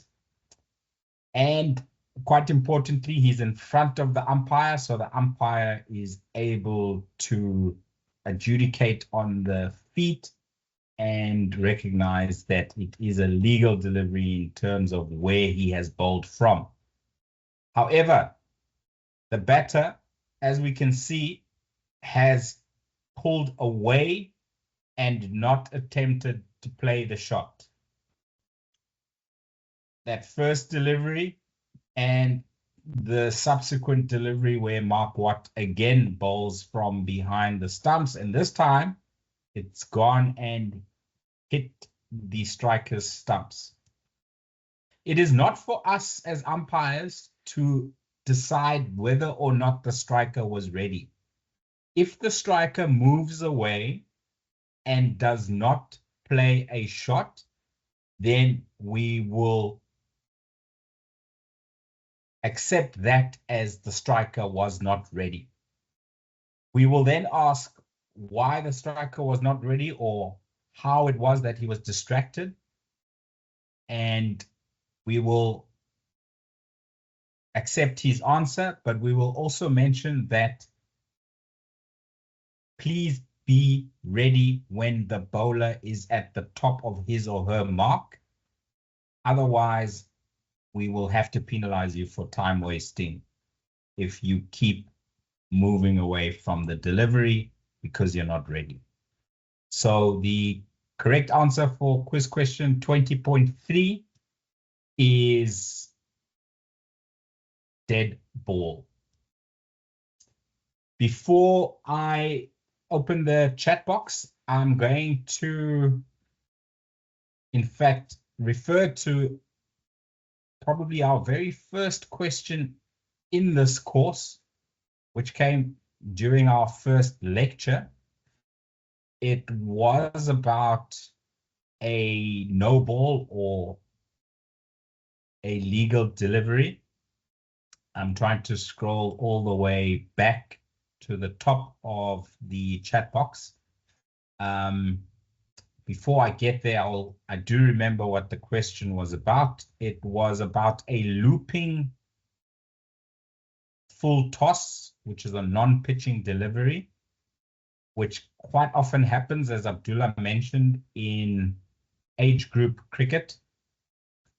And the ball passes the striker above waist height, standing upright at the crease, but it dips and the striker misses the ball and it ends up hitting the stumps. So the question that was asked by Grant Vermeulen on our first lecture goes like this. Bowler bowls a full toss, batter forward and out of his crease, batter ducks under the ball, ball hits wicket close to middle of the stumps. Question, is that out bowled or is that no ball? So Grant, to answer your question, and the reason that we're answering it today and not last week Monday is, remember, we have kindly asked all candidates to keep the questions in the chat box related to the content that we delivered. And today we delivered questions or content related to no balls. So here we need to judge whether or not the ball was above the waist height of that particular striker standing upright at the popping crease. So you as a striker's end umpire are in the best position to judge the height of a delivery. You need to decide, even though the batter has now moved in this scenario described by Grant, outside of the popping crease, we need to judge when that ball or crossed the popping crease, was it above the waist height of the striker standing upright at the popping crease, or was it below the height of the striker's waist standing upright at the popping crease? And a good way to do this is to have a benchmark outside the field of play to say, okay, this particular striker, when he is or she is standing upright at the popping crease, his or her waist is in line with the boundary rope on the other side of the field. So that is what you can use to judge. And so, Grant, it depends whether or not the ball, when it passed the popping crease, if it was above waist height of the striker standing upright at the popping crease, then call and signal no ball. If it was below waist height when it went past the popping crease, then it is a legal delivery and that particular striker would have been out bowled. Whether the ball ends up hitting the stumps or not is irrelevant in deciding whether it is a no ball for being a high full toss. Right, so Grant, I hope you are here to listen to that answer, or you will watch in the recording. Right, so now I'm going into the chat box to see what questions have been asked today. Again, I see a lot of answers from our quiz questions. Thank you very much for that. The first question is from Nagendra. For a boundary 6, the batter hit the ball in the air, a fielder inside the boundary, but he comes into contact with the ball in the air outside of the boundary. So he probably had to sort of reach or stretch to be able to palm that ball back into the field of play. So Nagendra wants to know, if that was the scenario, do we call boundary 6, or is it runs in terms of what the batters have ran? Abdullah, do you want to take that one for Nagendra? And please mention if the fielder has jumped from inside the field of play, and also give an answer if the fielder has jumped from outside the field of play, what those two scenarios look like. Yes, Tom. Nagrinda, thanks for your question. The first question that you need to ask yourself, let's say you're TV umpire and you're looking at this scenario. The first question that you need to ask yourself is, at first contact, was the fielder inside the field of play? Did the fielder touch the ball or jumped from inside the field of play? The answer to that question is yes. Then, like in the scenario, or your scenario was, when the fielder jumped, was you see inside the field of play. And then while in the air, they jumped from inside the field of play. While in the air, they then, let's say, palm the ball back into play. In that scenario, because the fielder jumped from inside the field of play, that would be fair according to the law. And then fielder jumped from inside, in the air, palm the ball back. That would then be seen as, let's say, a run. So whatever runs the batter's completed, let's say a second fielder picks it up, throws it to the keeper, they completed 2 runs, that would then be 2 runs to the striker and the score. In the scenario where the fielder, let's say, was standing on the rope, on the Toblerones, and while standing on the rope, then jumped into the air, and while in the air, palmed the ball back inside the field of play. In this scenario, it will be boundary 6, because the fielder jumped from the boundary, on top of the boundary, this gets seen as the fielder being beyond the boundary, hence boundary 6. If the fielder was outside the boundary, so the first scenario was fielder jumped from inside. Second scenario, fielder jumped while his feet was on the boundary. Third scenario, fielder standing outside the boundary. Now from outside, jumped in the air and palmed the ball back. That also would be boundary 6. So for it not to be boundary 6, they need to be jumping from within the boundary. Did I answer the question, Tom? 100%, Dula. Thank you very much. Next question is from Philip. What if an object falls from the bowler without touching the wicket while delivering a ball? Will that be a no ball?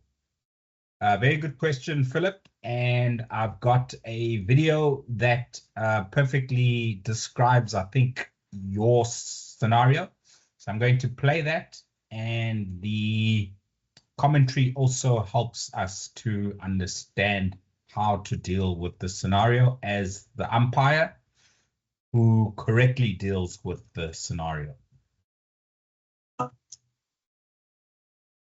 Not much, indeed, if anything at all. That is the end of the innings. It's a good delivery from Kyle Abbott. Looks like Bashir isn't walking off. We will be able to have another look at it. Bashir points at something. Oh, yeah, it did, yeah. You're right. His towel has fallen out of his back pocket.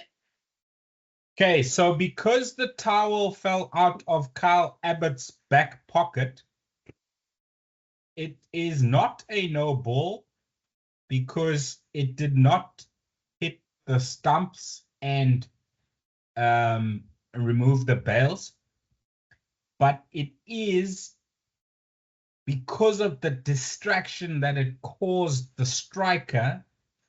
The umpire has correctly called and signaled dead ball, and the ball needs to be re-bowled, and obviously then the striker is not out. We just need to be careful in scenarios like this because batters or strikers might not have been distracted. They might not have seen the towel falling, but as they're walking off the field, then they notice that the towel is lying next to the stumps. So it must have fallen off the bowler's person. But here you can see that Oh, yeah, it did. Yeah, you're right. It's His towel was immediately after falling out. the ball disturbs the striker's stumps. He points to the towel, so we can confidently assume that he was distracted by the towel falling out of the bowler's pants. And the umpire also recognized it straight away. So because everything happened so quickly, obviously there wasn't a chance for the bowlers and umpire to call and signal dead ball before the ball hit the striker's stumps.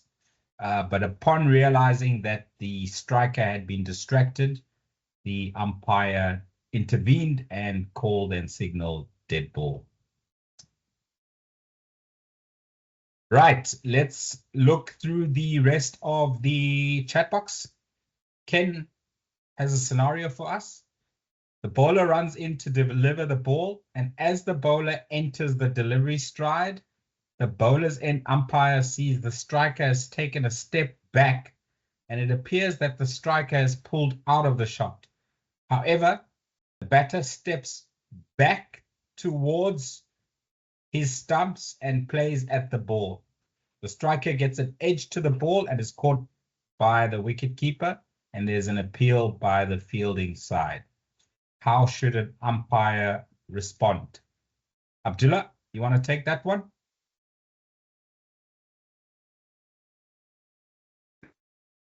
Yes, Ken. We get guided by the law. The law allows for batter, if the batter is distracted, to pull away. But the law adds that in pulling away, as soon as you, in pulling away, you should then not attempt to play at the ball. And if that is the case, you get distracted, you pull away, you don't attempt to play at the ball, umpire will then call and signal dead ball. But as soon as if you pull away and you then try to play at the ball, you now bring yourself back into the game. And if you now do get dismissed, that dismissal will count. Like in your example, yes, the batter was distracted for whatever reason. Yes, the batter pulled away, but the last requirement under that particular dead ball law is not to play at the ball. Because this batter played at the ball, brought him or herself back into the game, and in your scenario, the batter will be given out court. Over, Tom. Thanks, Jula. Sal Syed has got a question related to Johnny Bairstow's stumping. As described, Sal, it is not a run out, it is a stumping. So you want clarity to understand the law. Sal, you have unmuted your microphone. The floor is yours. Hi. Go ahead. Thank you. Yeah, so basically there are two aspects. One, me being a cricketer myself. So if I was the batter, I touched the crease before leaving. So I did my part. But here, based on the law, the issue was the Johnny did not coordinate it with the umpire, and umpire was not informed from a batter perspective. And then also, he also did not check that the umpire called the ball dead, right? But usually umpire don't call the ball dead like that. So just, another level of clarity, because since this incident, I always had that issue. So it's like a great forum to kind of clarify from, people who are expert in explaining the laws and, telling us why the decision was made that was made. Sure, no problem. Let me put the law back on our screens side. And sorry, I'm just going to have to find the slide again and unhide it. But it is all to do with the bowlers and umpire judging the body language of the fielding side as well as the two batters at the crease. And so the particular part of the law that I mentioned as, for me, the most important part of the dead ball law, I will display shortly, just bear with me. It says that the ball shall be considered to be dead when it is clear to the bowler's end umpire that the fielding side and both batters at the wicket have ceased to regard the ball as in play. And whether the ball is finally settled in the wicketkeeper or the bowler's hand is a matter for the umpire to decide. So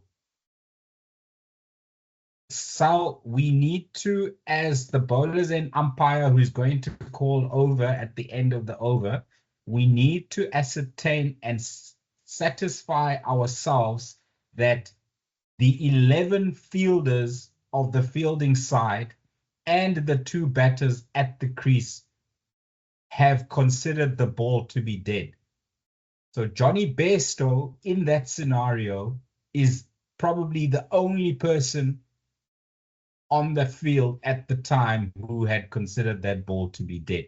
Probably even his partner, who would have seen Alex Carey throw the ball immediately after receiving it. The partner would have known that the ball is not dead. He would have considered the ball still to be alive. Obviously, Alex Carey considered the ball to still be alive. So the question you have to ask yourself as a batter, has the fielding side considered the ball to be dead? And if Johnny Bairstow had looked back, then he would have realized that Alex Carey definitely didn't consider the ball to be dead. So for me, this is the most important clause to consider when you are judging as an umpire whether to call over at the end of after the 6th delivery or not. Sal, does that answer your question? Yes, sir. So basically, he was quick in making the judgment and leaving the crease. He should have observed if the ball was actually dead or not. Because what your statement, how it aligns in my mind, is that yes, the keeper, the moment he grabbed the ball is the moment he just threw it towards the wicket. It was still not a dead ball. So that makes sense. But the only other part that I'm still kind of concerned about is umpire calling the ball dead is not based on you looking at the umpire and judging. It's just like when it's a common sense, basically looking at everybody and based on that making a judgment call that, okay, nobody is running or it's not an active ball, right? From a dead ball perspective. So what Johnny Bairstow could have also done is he could have looked at the bowler's end umpire or looked at the striker's end umpire to ask them, is the ball dead? And if they had said yes, then he could have left his ground. But the safest option is actually to ask the fielding side, can I leave my crease? And if they say yes, then consider the ball to be dead, and then the umpires can consider the ball to be dead and call over if it's the last ball of the over. Got it. Great. Sal, you wrote something else after that question. I'm not quite sure. That was about Mark. That was about Mark when he was bowling way behind, the umpire. So you said that, they would warn him that we penalize you for obstruction, right? Or wasting time, sorry, right?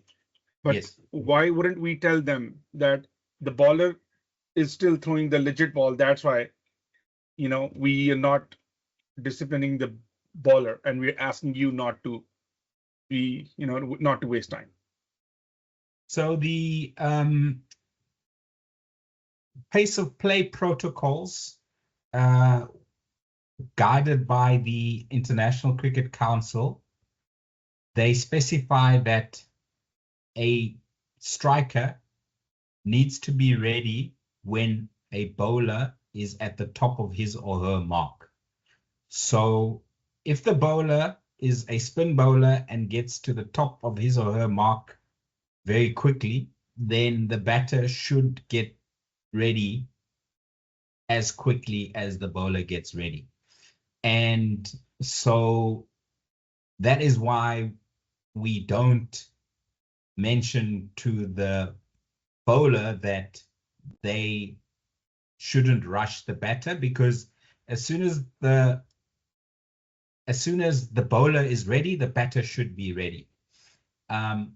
What we can do as umpires is, if we see that the striker is not ready, and if we know that the bowler is trying to rush the striker, we can simply put our hand out, and I prefer to put it out at 45 degrees. I used to put it out at 90 degrees, but we all know that this can easily be misconstrued as a no ball. So if you put your arm out at 45 degrees, the bowler cannot run past your hand and bowl. So wait until you can see that the striker is ready for the delivery, and then move your hand out of the way for the bowler to bowl. That is a little piece of practical umpiring advice that you can use when you can see that a bowler is trying to rush a striker. But the pace of play protocols of the International Cricket Council actually want batters to be ready when the bowler is at the top of his or her mark. I hope that clears your... So I may sound dumb, but it's okay. That's why I'm in the learning farm. My question was not about the readiness of either side. The question was more about the objection. This is how I observed the incident, where the batter is getting distracted by where the bowler is throwing the ball from, rather than the readiness of the batter or how fast or slow the bowler is coming. That wasn't the question. The question was, the batter is clearly stating, what is this guy doing? Why is he throwing the ball from there? Is how I observe the situation. So in that scenario, wouldn't this be umpire's job, my job as an umpire, to also clarify the batter, hey, the ball is legal. Where he's throwing from, it's still fine, you have to play. So that was the question. Okay. Understood. So Sal, I mean, this was an international game, Oman against Scotland, at a World Cup, in fact.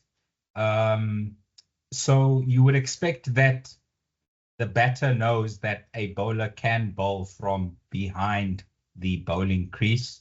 If you suspect that he doesn't know, then yes, you can educate him. But I don't think the issue was the striker not knowing that it is a legal delivery. I think the issue was the striker was not ready. Because as well, that bowler, Mark Watt from Scotland, he's renowned for bowling from far behind the bowling crease. It wasn't something that he did for the first time in that match. So because there's so much analysis of opposition players nowadays, Oman would have known that it is allowed for Mark Watts to bowl from 1.5 meters, 3 meters, or whatever the case might be, behind the bowling crease. It's just that the batter was not ready. I hope that answers your question. Thank you, sir. Yes, it did. Okay, great. Thanks. We have another Syed with his hand up. Irfan, please unmute your microphone. The floor is yours. Hi, Tom. Thank you. Just to add your point, what I do usually when I see, mostly it happens with the spinners, if they're rushing. So I block his path, the bowler's path, with my left foot, rather coming to my actual position. So I just stay there. Then he gets the point that I'm blocking. Then once the batter is ready, and then I'll move to my regular umpiring position. Great. Rather Thanks. putting my hand out. Thanks for that, Irfan. There are different ways to You're stop welcome. a bowler from bowling.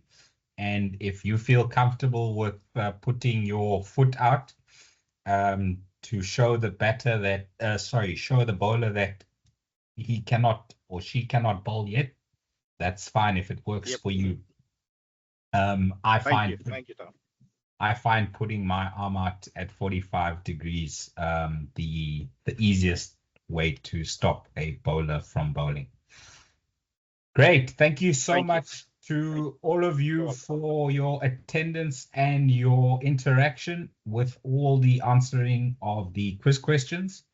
I do not see any more questions or comments in the chat box. I do not see any more hands raised in the meeting room. So I'll take this opportunity to wish you all a great day further. We will reconvene once again on Monday. And for lecture 5, today's recording will be posted on our YouTube channel tomorrow morning by 10 a.m. South African time. We will, as usual, be using the same meeting link for our Microsoft Teams meeting next week, Monday. Thank you very much for your attendance. Have a good evening further. Thank you and goodbye.